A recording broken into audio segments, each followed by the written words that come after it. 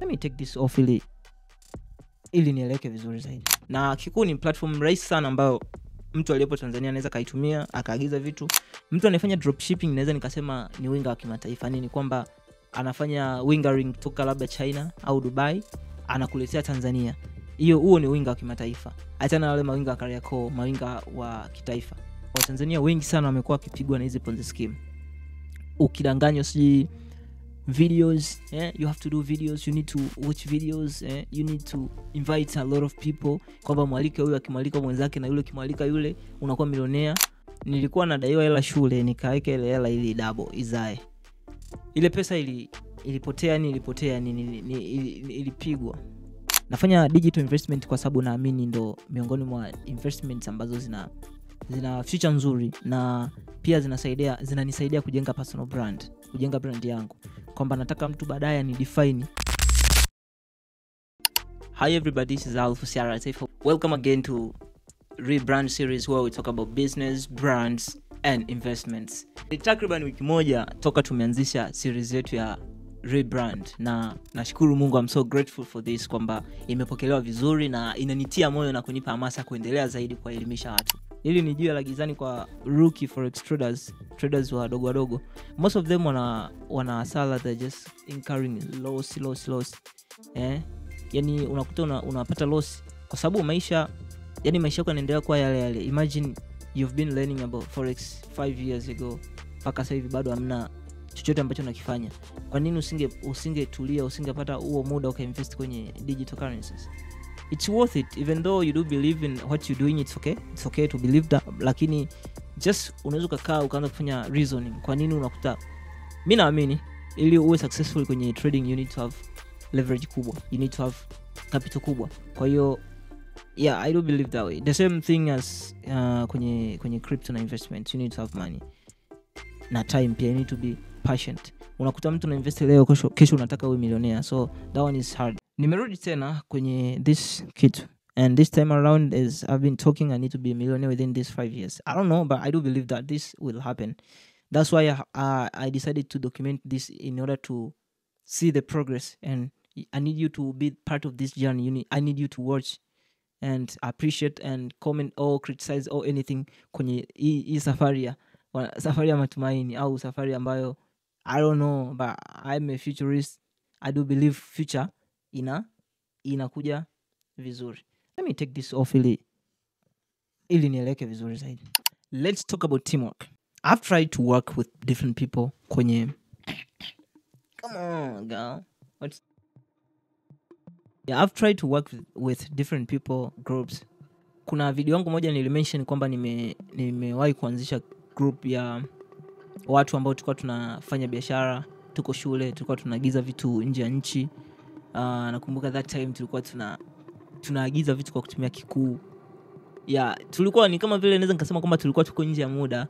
Yaani ni kwamba watu tulikuwa tunawauzia wengi walikuwa hawajui kwamba hivyo vitu tunavitoa wapi, au walikuwa hawajui urahisi uliopo kwenye kuagiza vitu. Kwa hiyo tulikuwa tunapiga hela, na hii ikanifanya ni comment kwenye teamwork. Teamwork ni nzuri na kufanya kazi na watu ni kitu kizuri, lakini inategemea kufanya kazi na mtu ambaye ana same focus na wewe. Yani make sure you have people who can sell. Yani hakikisha na watu ambao mnakuwa na common goals na mindset ambayo inaendana. Nilianzisha group ya watu 9, tulikuwa tunafanya kama, naweza nikasema ni kama mchezo. Yani tulikuwa tuna hisa, we had shares, kwa kila mtu alikuwa na hold share kulingana na position yake. Yani kwamba ukileta labda 10,000 mwingine 20,000, kwa tukicombine tukaja tukapata mtaji, tukaanza kuagiza electronics China kupitia Kikuu. Na Kikuu ni platform rahisi sana ambayo mtu aliyepo Tanzania anaweza kaitumia akaagiza vitu, japokuwa sometimes asilimia kubwa unakuta na kudisappoint. So you need to be an expert kwenye hiyo engo ili ujue unaletewa vitu gani vizuri, na several times wamewahi kuniletea vitu fake, vitu ambavyo unakuta vieleki au vimekuja ni beyond my expectation. Kwa mfano niliwahi kununua simu fake, na uzuri ni kwamba Mchina anakutengenezea kila kitu ambacho unakitaka. Ukitaka iPhone anakutengenezea vile everything, lakini unakuta sio yenyewe, ni copy. Kwa hiyo you have to choose kama unanunua kitu chenyewe au unanunua copy. Sana electronics ndo risk inakuwa kubwa sana electronics, na na nini na nguo, baadhi ya vitu yani kuna type ya vitu ambavyo it's very risky.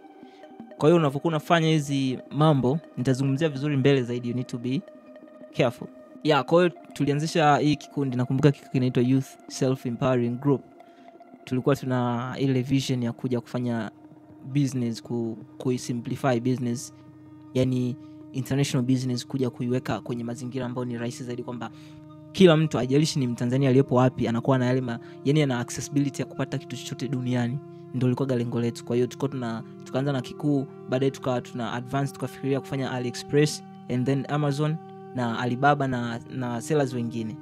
It was a real good experience kwa sababu nilikuwa najifunza zaidi kwenye international trading na vitu vinaendaje.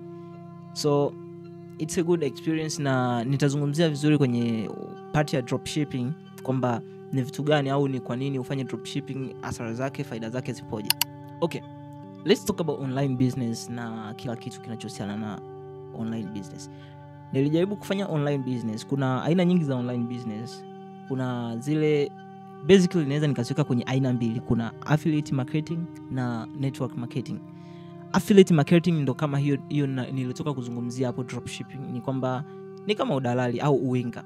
Mtu anayefanya dropshipping naweza nikasema ni winga wa kimataifa. Ni kwamba anafanya wingering kutoka labda China au Dubai, anakuletea Tanzania. Huo ni winga wa kimataifa. Achana na wale mawinga wa Kariakoo, mawinga wa kitaifa. Unaona, kwa hiyo affiliate marketing ni ile ambapo unaenda kununua bidhaa, kufanya sales kwenye bidhaa ambayo haujailipia. Kwa mfano,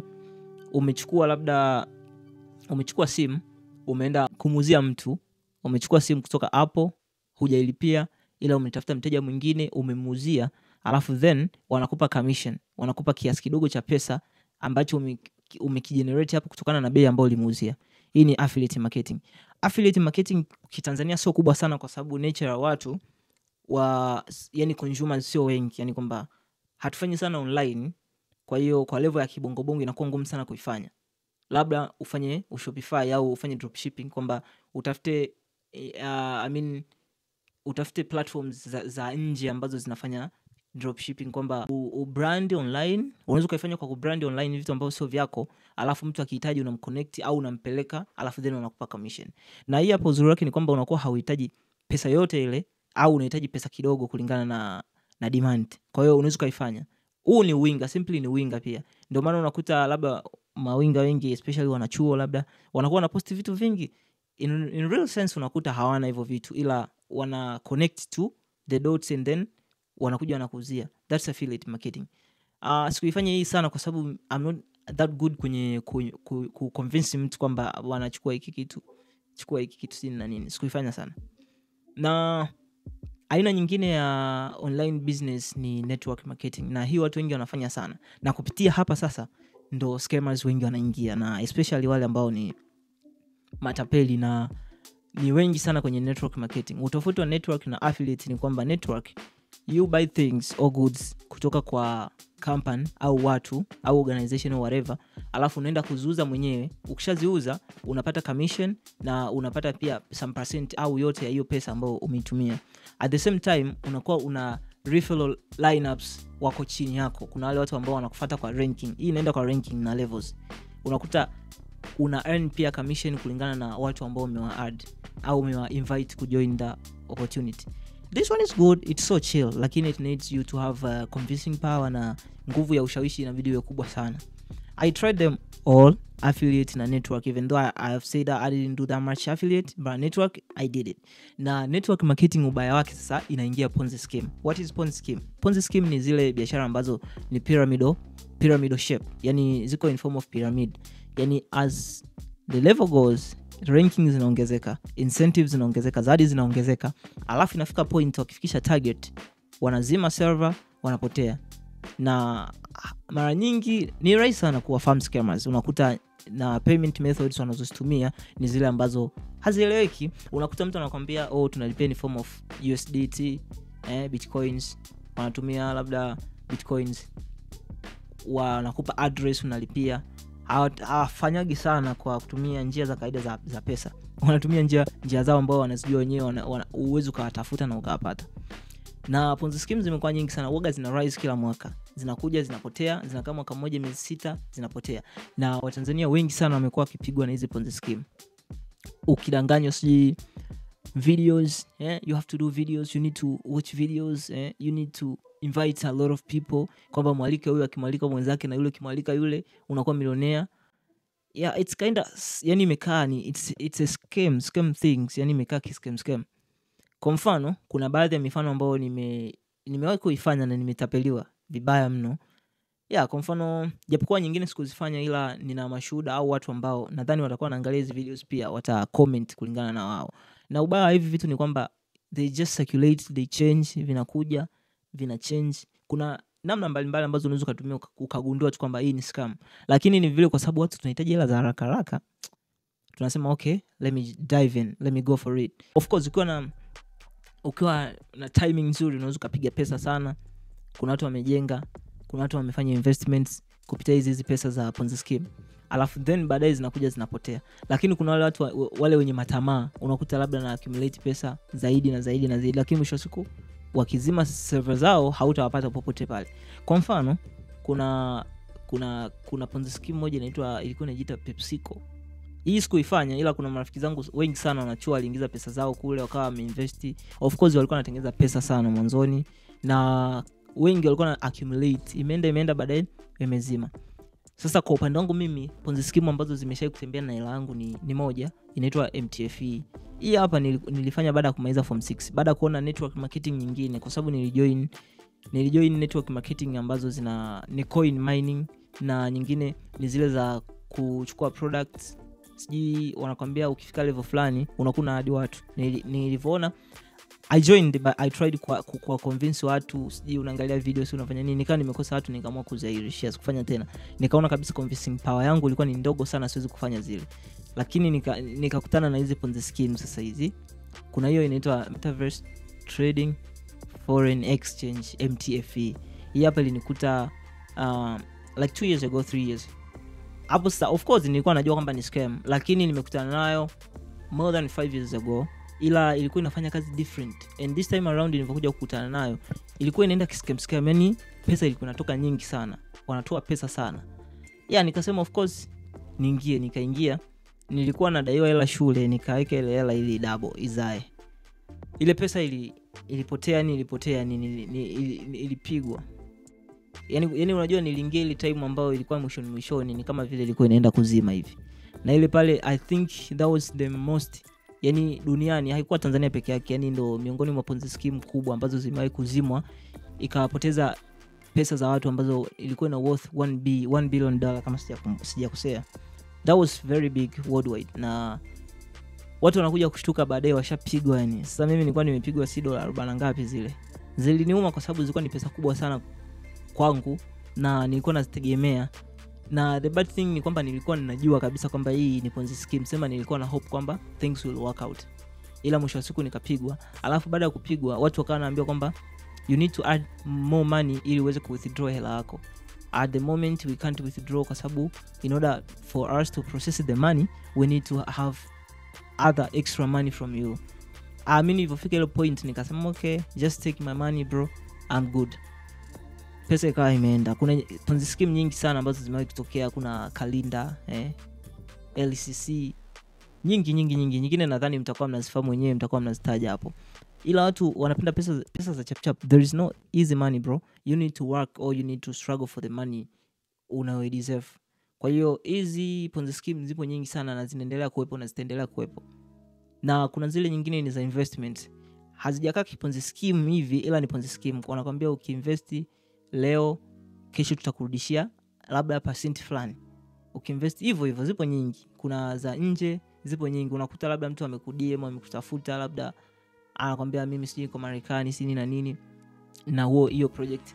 Na zenyewe pia niliingia na marafiki zangu wengi sana ambao tuliingia kipindi hicho, ila mwisho wa siku tulisha kutapeliwa na hatukupata chochote.